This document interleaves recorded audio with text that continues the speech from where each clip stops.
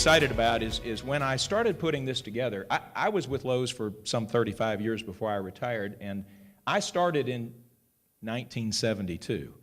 So a lot of you weren't even born in 1972, and I was a struggling college sophomore in Chapel Hill, and I went to the Lowe's store in Durham, which, by the way, was store number 6, and I asked for a job, and they said, well, we don't hire part-time people. And I said, well, I get it.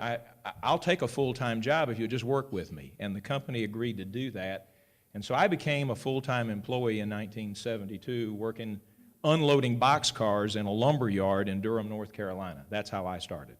And I'm proud of that because I think I was fortunate enough, they kept me around long enough to where I could kind of learn my way through the business and see it from the ground up. And there's tremendous advantage in that. And if that's not what small business is all about, I don't know what is. So let me tell you the Lowe's story. That was our first store on C Street in North Wilkesboro, North Carolina in 1946. Our founder was a fellow, and he was really the founder, was a fellow named Carl Buchan. I never met Carl, but he was an entrepreneur, he was a visionary, he was a leader, he was a great guy, and everybody around town would tell you that. Many people ask the Lowe's name, so were you all ever associated with Lowe's Foods? Well, sort of. Jim Lowe was the brother. Carl Buchan married his sister, and he was the brother-in-law. And the two of them were trying to work under the same roof. Well, something else you know about entrepreneurs. That doesn't usually work very well, does it, Joe? So Jim said, I tell you what, why don't you buy the business from me, and I'll go do something else. And Carl said, okay, I'll do that. So Carl bought Lowe's. He bought this dump on C Street. And Jim took off and got in the grocery business. I'd say both of them did pretty well. Now, y'all asked me to talk about this, from lumberyard to national powerhouse, the secrets to Lowe's success. So get your pads and pens out, because here comes all the secrets of a company with 70 years of history.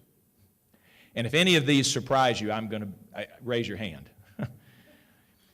What really, and I'm boiling this down, the things I think really helped make Lowe's successful was we were able to come up with good plans, and we were smart enough to follow them. We learned how to work hard and also work smart, and it takes both. We learned what customer service was all about and how to really be dedicated to, and I'm not kidding about that, really be dedicated to it. And while you hear me say we, because when you're with a company 35 years, that is your life. And I'm still there, even though I'm retired, and I'm proud of that. But this dedication to customers was critical.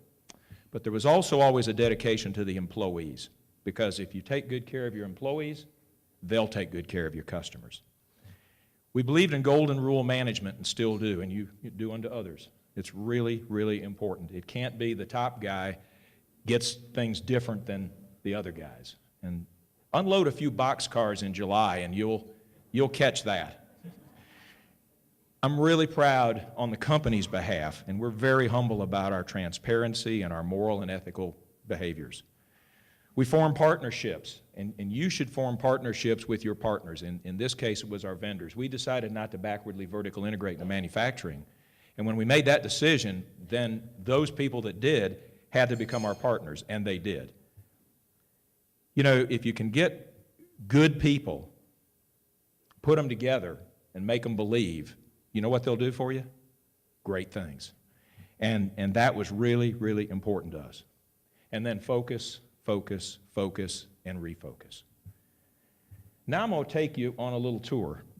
This was an early Lowe's store, and based on the hands of the 60s and 70s, which mine was up, but very few, this is what we were all about. We were emerging as a small chain of lumber yards, very local, based in North Carolina. And when Carl Buchan died very unexpectedly at the age of 44, the company had to be taken public in 1961. Now, this was a company that looked like this. You drive by that, and I don't think you'd even blink. We were famous for serving the commercial contractor customer, had no retail orientation at all. So we went through this. And if you don't write that down and live it every day, somebody's going to beat you to the punch. It's all about reinvention. It's all about how you over and over again say, am I there? And if I'm not, what have I got to do to get there? So we continued to reinvent, and we reinvent today. And that's not just corporately. you got to do it individually as well, and you can't be shy about it. If I have time, I'll tell you a quick story about that at the end. Did you know do-it-yourself was actually born in 1955? Most people don't. Again, I see, well, Woody was there, Jim was there, but very few, and I was there just for the record, but and good to have you guys here, but very, very few of us, I'll catch it for that later, very, very few of us were here then. This was a national article in 1955 about do-it-yourself. And what it basically said was, customers say, I can do it. But they also say, but I don't want to shop in a contractor yard to get what I need. So what I'm going to tell you about, maybe, oh, there we go. Uh-oh, I messed up. If you can help me straighten that up, I'd appreciate it. I'm going to tell you about multiple companies that were all called Lowe's that emerged over the years. And I think when I catch your drift, when you started shopping Lowe's, you'll go, oh, I remember that. It's what happened before then to get you there is what the entrepreneurship and the small business is all about. And that's what I really wanted to focus on. In the 70s, we were a small chain of lumber yards located in out-of-the-way places. The average size of our selling floor was 11,000 square feet. That's pretty tiny. Oh, thank you so much. There you go. How many of you would like to shop there today? You know what determined that location? The presence of a rail siding.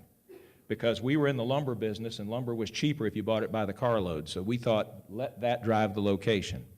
We had large warehouses, we had small sales floors, and we were famous for, now that we have your order, if you'll just go around back, we'll load it for you. That worked out great, because that gave us a reputation that it took 20 years to get over, and that was the word slows, because we were known for poor customer service. Now, being in the retail business, that's not ideal, but it just goes to show you you can make mistakes, and we certainly did. Then there was the next Lowe's I worked for, Lowe's of the 80s. This is when real retail enters the picture, and I'm privileged to say it's when I became a store manager for the first time. And the store was Winston-Salem Metro, and it was store 139, and it was the first store in an urban retail location. Now, the problem was our policies and procedures, our habits for customer service, the way we went about doing business, didn't match this store. So the manager that I was working for at the time, I was his assistant store manager, he said, well, they're going to give you your store finally. And I went, well, oh, that's great.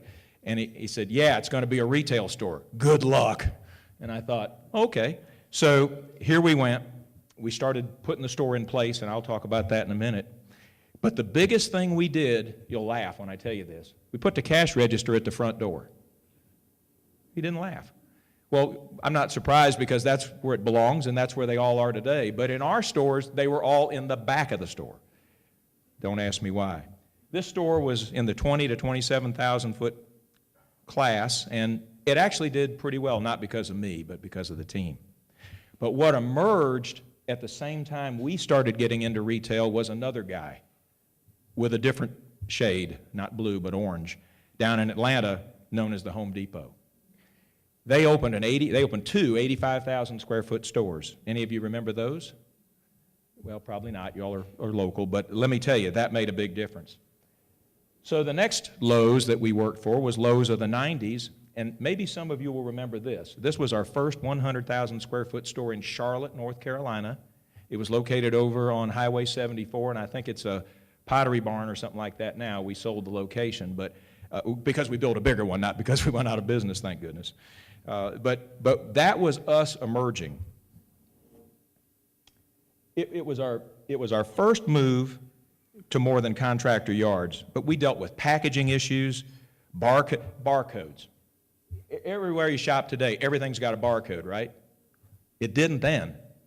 There was no such thing as barcodes for lumber and building materials and nails and all the stuff we were selling, plywood. We had to invent it.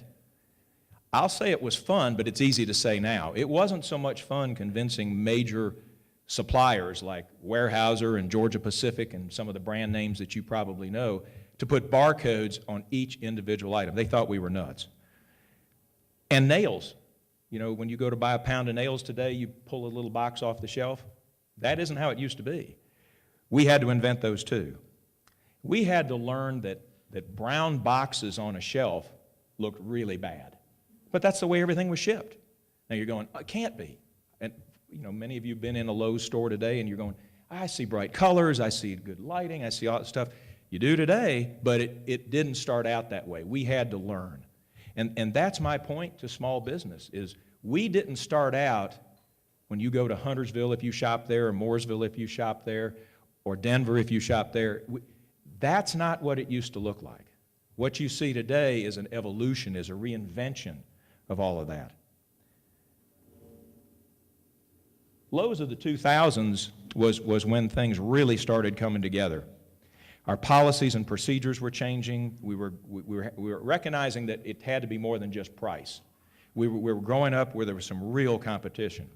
And because we had to keep everything on the shelf, our distribution strategies had to change, and we had to get in the logistics business, and we had to own that. Then we had to figure out how to understand the customer. And this men versus women thing is not meant to be cute. You have to understand who shops where. Ladies, 80% of our store belongs to you. I'm serious. You're welcome. Actually, we thank you. Guys, tools, lumber and building materials is yours. That's it. That's all you get. We call it the 80% rule. And we learned that one the hard way. But we also had to change our employment base. I remember a time when a woman walked, I'm going to tell you this, but please don't repeat it, I know you won't, that a woman would walk in a Lowe's store and people start whistling. I'm serious. How awful, how rude. But those folks didn't know any better because they never saw women in their stores. So not only did we have to figure out how to invite you to make 80% of your purchases as ladies and feel good about it and choose us over others, but our employment base had to match. Women in management, diversity, all those types of things, which, by the way, led us to Mooresville, so we could really become a diverse organization. That's why we're here. I sure am glad we moved. You all have never been to Wilkesboro, I take it. So it's a neat little town. So there you are, ladies. Do you think, okay, Bill, when you're single, that doesn't count. Yeah. Joe, you're not single, I don't think. Okay. All right, so you're married. So when it's time to repaint the bedroom, who's going to make that choice? Okay, Joe said, not I. Okay, so you got it. Well, that's what we had to get comfortable with. And then the displays and the way we went to market with all of our things were more in line with what Joe would like than what you would like, Sherry. And so that's when we had to say, okay, time for a change.